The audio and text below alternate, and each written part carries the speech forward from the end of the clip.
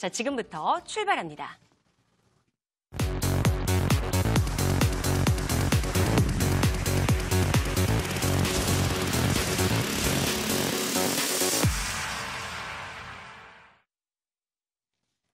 비버 부동산 스쿨 박민수 소장님 자리해 주셨습니다. 소장님 안녕하세요. 네, 안녕하세요. 네, 반갑습니다, 소장님. 반갑습니다. 저 지난주에도 굉장히 흥미로운 강의 또 많은 분들이 궁금해하시는 내용 전해주셨는데 이번 주에는 어떤 강연 준비해 주셨나요? 예, 앞서서 헤드라인에도 소개가 됐지만은 청량리라든지 북일에 청약 광풍이 왔다. 이미 지난주와 지지난주에 2주에 거쳐서 세부적으로 잘 살펴봤죠. 오늘은 노원구로 한번 가보겠습니다. 우리가 오늘은 노원구로 한번 가보려고 그래요. 부동산이 이제 2018년도 하반기, 그러니까 9.13 대책 이후부터 19년도 초반기까지는 호가만 갱신이 돼 있고 거래량이 조금 밋밋한 부분이 있었는데 유일하게 서울특별시에서 거래량이 가장 많았던 게 이 노원구입니다. 왜 노원구는 불황에도 거래량이 많았던 걸까? 이 부분에 대해서 한번 살펴볼 거고요. 추가적으로 이 동북권 일대의 호재가 좀 다양하죠. 박원순 서울시장이 이제 대표적인 슬로건이 이제 강남과 강북과의 균형 발전을 이제 이루는 것에 청량리를 기본 베이스로 해서 창동 역세권, 광운대 역세권, 동북권에 다양한 이슈들이 있습니다. 오늘 그 부분까지 한번 파헤쳐 보겠습니다. 비버가 지난주에 이제 청량리 일대의 청약 일정에 대해서 소개드렸는데 한양수자인 192, 그 다음에 이제 롯데가 이제 마지막에 들어가는데요. 한양 192 사전 청약에 15,000명이 왔다고 그래요.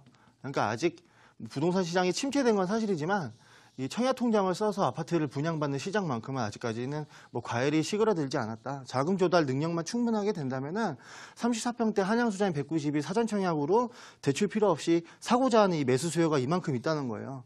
그러니까 시장은 위축이 돼 있으나 청약 시장 같은 경우에는 아직도 수요층대가 좀 기다리고 있다. 시장이 좋아질 때까지 청약을 통해서 어떻게든 투자를 해보려고 하는 심리가 많이 반영이 돼 있다라고 볼 수가 있겠고요. 자, 오늘은 노원에 대해서 설명을 드릴 텐데요. 9.13 대책 이후부터 우리 이제 19년도 초반기까지는 이 노원구가 서울시 25개 자치구 중에서 가장 거래량이 높았습니다.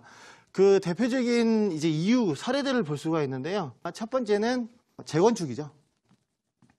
노원구의 아파트 대부분의 이름을 살펴보면요. 시형 아파트, 주공 아파트, 이 두 글자를 가장 많이 접하실 수 있을 거예요. 그러니까 거의 다 아파트가 30년이 넘어갔습니다. 그리고 저층 위주로 되어 있다 보니까 용적률이 조금 낮아요. 그래서 재건축을 하게 되면은 수익률이 좀 괜찮아질, 이제 새롭게 랜드마크로 바뀔 수 있는 단지들이 많이 조성이 되어 있다 보니까 재건축에 대한 훈풍에 의해서 1차적으로 거래량이 꾸준했다라고 볼 수가 있겠고요. 자, 이제 두 번째는 금액이죠. 바로 이제 소액 투자가 가능하다는 점입니다.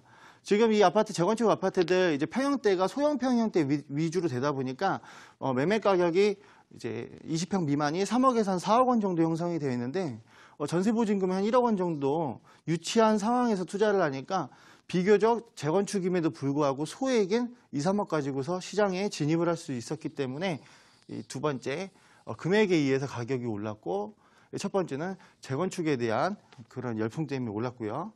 자, 이제 세 번째는요. 노원하면 빼놓을 수가 없는 게 학군이죠. 그래서 실거주, 그러니까 가성비가 좋고 비교적 저렴한 금액으로 아파트에 거주하면서 노원구에는 7호선이나 4호선이나 강남 넘어오고 중구, 종로 넘어올 수 있는 노선이 잘 베이스로 받쳐지다 보니까 실거주 수에 의해서도 거래량이 꾸준했다라고 볼 수가 있겠고요.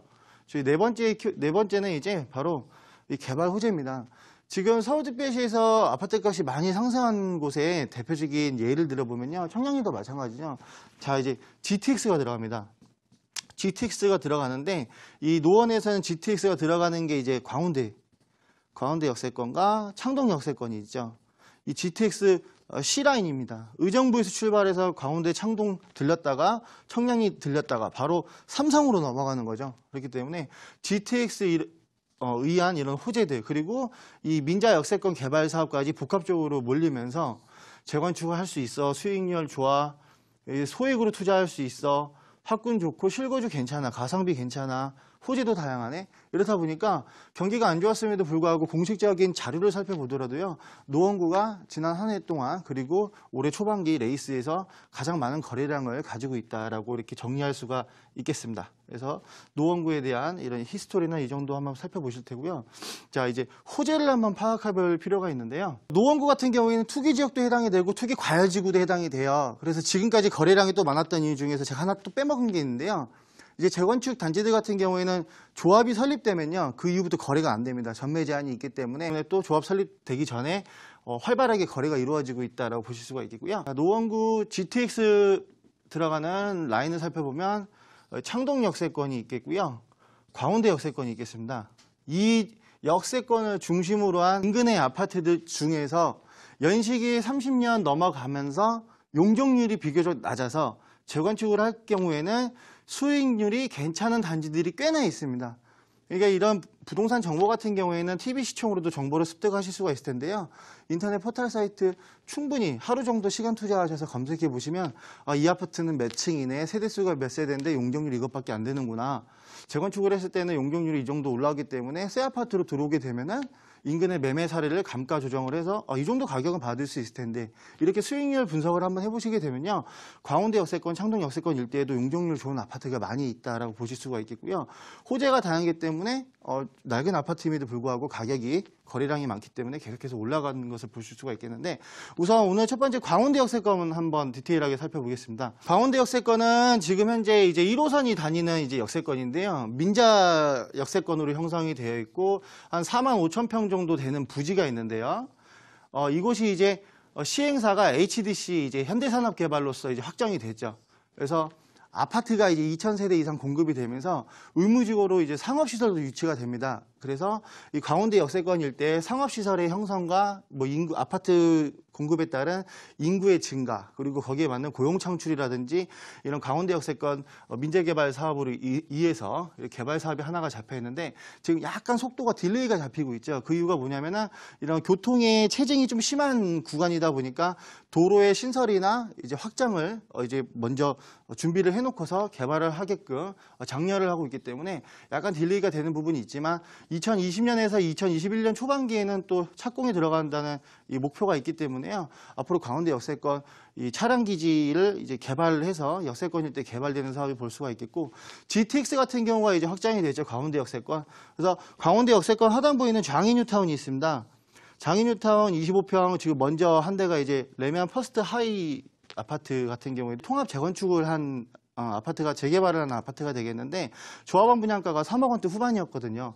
근데 지금 이제 6억 원 언저리까지 올라왔습니다. 그만큼 이 광운대 역세권에 있어서 민자 역세권 개발이라든지 GTX 호재에 의해서 이미 신축이 들어가는 아파트도 가격 상향이 많이 되었다. 그리고 신축만 올라간 게 아니라 광운대 역세권 일대에 미미삼 아파트가 있죠.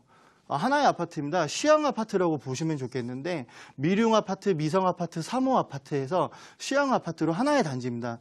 이 아파트 같은 경우에도 이제 30년이 넘었고 기본 용적률이 한 160% 정도 되는데요.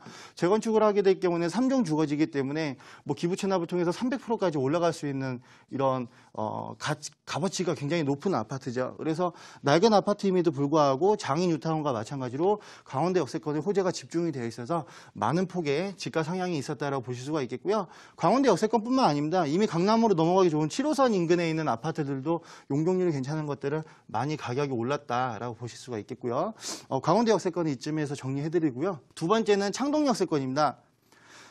창동 민자 역세권 같은 경우에는 이미 개발을 한번 시행하다가 이제 부도를 맞게 돼서 약 한 500억 정도의 지금 현재 그 채무가 잡혀 있는 사업장이 있는데, 여기도 역시 HDC에서 이제 확정이 됐죠. 역세권과 백화점을 같이 개발하는 이제 형태로 개발이 진행되는데, HDC 현대산업개발에서 시행사로 확정이 됐기 때문에 시간은 조금 소요가 되더라도 개발이 될 부지다라고 보실 수가 있겠고요. 인근에 보시면은 여기 이제 또 이제 공연 시설이 들어오게 됩니다. 우리나라에서 가장 규모가 큰 2만석 규모의 이제 공연장이 들어오게 되는데, 앞으로는 이 창동 역세권 일대에 공연장 시설이 들어오게 되면은 공연 시설 인근에 있는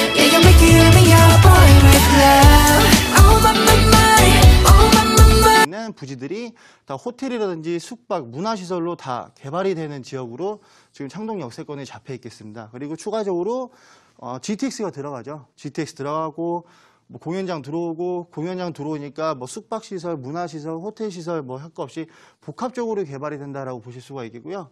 창동역세권 사이에 있는 중랑천은 이제 지하화를 통해서 상단부에는 공원화를 조성한다는 개발 사업이 잡혀 있고 바로 길 건너 있는 도봉운전면허 시험장이랑 이 차량기지, 창동 차량기지가 남양주 진접으로 넘어갑니다. 그리고 이 부지 같은 경우에는 면허 시험장이랑 같이 통합으로 개발하는데 R&D 사업으로 개발되죠. R&D 사업이 우리나라에서 가장 큰 규모로 조성이 되는 게 지금 삼성역에 있는 이 GBC가 될 텐데요. 창동 역세권도 R&D 센터가 들어가게 되면 고용 창출이라든지 업무 시설이 계속적으로 증가가 되는 지역이기 때문에 통합 개발입니다. 거의 노원역에서부터 창동 역세권까지 이런 통합 개발이 잡혀 있기 때문에 호재가 형성이 되어 있다. 그리고 이 호재 중심에 있는 이 상계주공 7단지라든지 상계주공 아파트 5단지라든지 이 아파트들이 또 상계주공 5단지가 또 재건축 이번에 구역 지정 신청에 들어갔습니다. 그래서 이 아파트 같은 경우에는 조합이 설립 지금 추진이 단계인데요.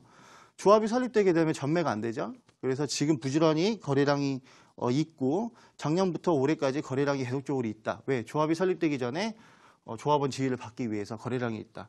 근데 주변에 호재까지 있기 때문에 이 아파트들이 거래량이 더 많았다. 경기가 안 좋았음에도. 그래서 이 두 가지를 정리할 수가 있겠는데요. 그래서 오늘 살펴본 내용은 그렇습니다.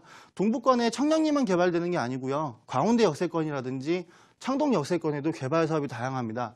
광운대 역세권은 개발 사업이 단기적으로 이루어질 수 있는 지금 현재 가장 사업이 빠른 역세권 개발로 보시면 좋겠고요. 창동 역세권은 좀 장기적으로 시간이 소요되지만 반드시 개발될 수밖에 없는 그런 계획들이 잡혀 있는 역세권 개발 사업입니다. 광운대와 창동 역세권을 중심으로 그 주변에 인접해 있는 주공 아파트들, 시형 아파트들, 낡고 노후된 아파트들이 용적률이 낮아서 재건축 시 수익률이 괜찮은 아파트 단지들이 많아서 비교적 소액으로 투자를 많이 선행했었고 그런 이유 때문에 투기 지역과 투기 과열 지역으로 지정이 됐음에도 불구하고 18년도부터 19년까지 거래량이 계속 있었다라고 정리할 수가 있겠습니다. 오늘 노원 역세권 중심의 개발 호재와 주변의 재건축 단지들에 대해서 한번 살펴봤는데요. 다음 시간에는 위례 신도시, 앞으로도 청약 일정이 쭉쭉쭉쭉 있죠. 더욱더 디테일하고 정확한 정보를 한번 인사드리도록 하겠습니다.